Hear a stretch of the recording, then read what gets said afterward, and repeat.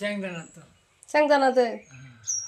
ও, কতদিন যাবত এই কাজ? আমি বাবা রে চুপ করে অচলেছি বাদান। কি স্ট্রোক করছেন? কিভাবে করছেন? এই যে প্রেসারের থেকে। প্রেসারের থেকে ট্যাবলেট খাইছেন না ঠিক মতো? না, প্রেসার থাকলে প্রতিদিন ট্যাবলেট খাইতে হবে। 3 বছর আবার 8 বছর বাবা। এখন আমি আইসি ভাইয়া আমার করে টিয়া দো বাদান আল্লাহর রাস্তে ভাইয়া আমি থোড়া ওষুধ করে খাইতাম। কি করুন যে বাদান। আপনি কি প্রতিদিন প্রেসারের ট্যাবলেট খান? এখন তো খাচ্ছি আছি ভাইয়া। কত লাগে একটা পাতা? একটা পাতা লাগে মানে 50 টাকা। 50 টাকা? 50 টাকা 5 দিন চলে? না, 10 দিন চলে। 10 দিন? 10 সাইড চলে। 50 টাকা না? তাহলে আমি 10 দিনের ট্যাবলেটের টাকা দিয়ে দিব না। আর আমার যতটুকু সাধ্য আছে এর বেশি। আব্বা কাছে কই?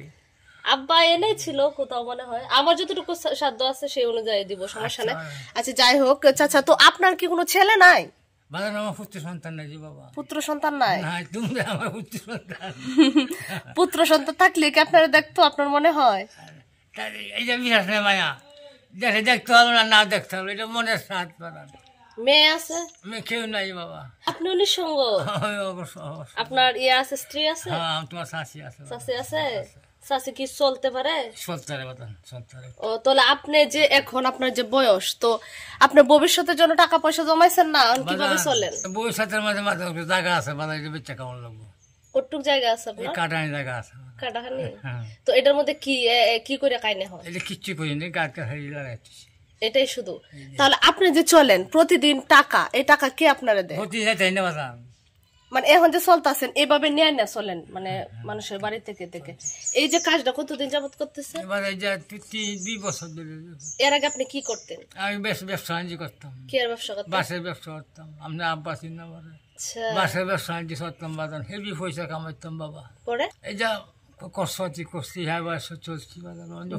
চলছেন তখন কি ভবিষ্যতে চিন্তা ছিল না? চিন্তা করছি না ভাইয়া, বড় হয়েছে। তো সেই উদ্দেশ্যে আপনি বলেন যখন বয়স মানুষের কম থাকে তখন যেন ভবিষ্যতের জন্য টাকা জমানো লাগে। আমি চিন্তাটা করছি না বাদান, যে আমার দিন দেখতে কালে কি পারবাম। এখন আপনার লাগে খেলা করবো তাই? তখন আমার আমি নিজে ঠিক কথাটা বুঝছেন?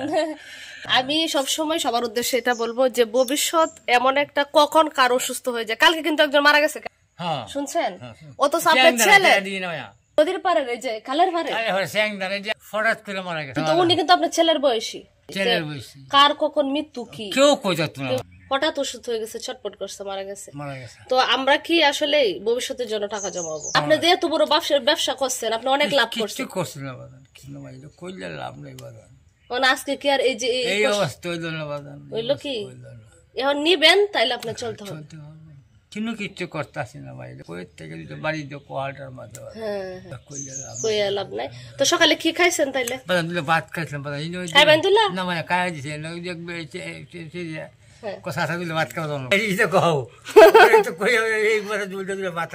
এত সকালে আসলে তো চাচি রান্না করতে পারে না, তখন তো আপনি মনে করেন আর কি জানেন, যখন বেশি ক্ষুধা লাগে খেয়ে নিবেন, সমস্যা নাই তো। চাইলে কি জানেন, আল্লাহ বলছে যে তুমি আমার কাছে চাও, চাইলে কেউ খালি হাতে ফিরিয়ে দেয় না। হ্যাঁ, ফার্স্টে আসছেন না?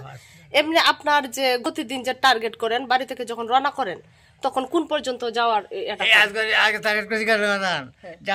আমার বাড়ি যাই ইয়া দিয়া যান, অটো দিয়া যান? অটো দিয়া যান, কিন্তু সমস্যা হয় না,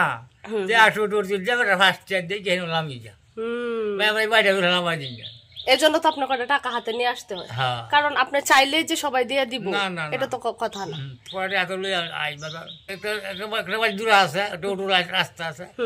যেমন আপনি এই দিক দিয়ে ঢুকছেন, যখন আপনি সাইদপুর বাজারে ঢুকছেন তখন তো এটা হচ্ছে একটা বাজার, এনে তো আপনার কারো কাছে চাইতে পারবেন না। তখন আপনি যদি আমাদের এলাকাতে ঢুকেন তখন আপনার 5টা টাকা দিয়ে আপনার নামা লাগবে। সব অটোলাই কিন্তু ভালো না, যে চাচা যে বয়স্ক তারা আমি এমনি দেয়া দিব না। দেখেন মানুষের ভবিষ্যৎটা আসলে কতটুকু অচল। তো আমি সবার উদ্দেশ্যে এটাই বলবো যে ভবিষ্যৎ কার কখন কি হয় কেউ জানে না। তো সেই জন্য হচ্ছে ভবিষ্যতের জন্য টাকা প্রয়োজন। উনি একজন ভালো ব্যবসায়ী ছিল, মানে বাঁশের কিন্তু ভালো ব্যবসা হয়। ধরলাম আপনি হালি বাস কিনছুন, এটার মধ্যে কয়টি হালাপ করতেন? বাবা 500 বাবারে বাবারে, তাহলে দিন আপনি কয় হালি ইয়া কিনছেন?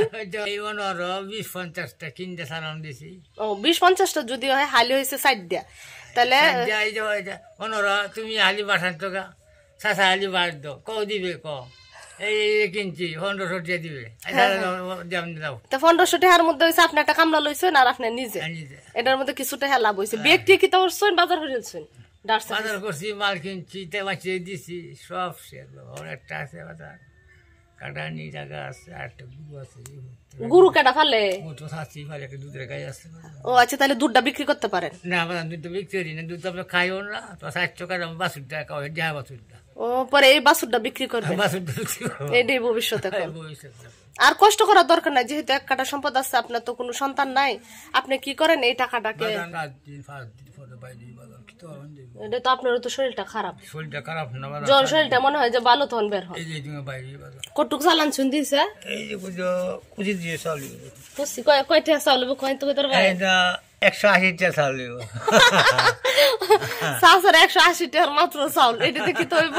এটা তো আমার খাওয়ানো লাগবো। আর এটা বেচলে মাত্র 100 টাকা। তো 100 টাকার মধ্যে 50 টাকার ওষুধ আনলে চাষির লাগে তো মজা টজা নেওয়ার লাগে। এটাই তো কথা। টেহার তখন দামই নাই, ঠিক না?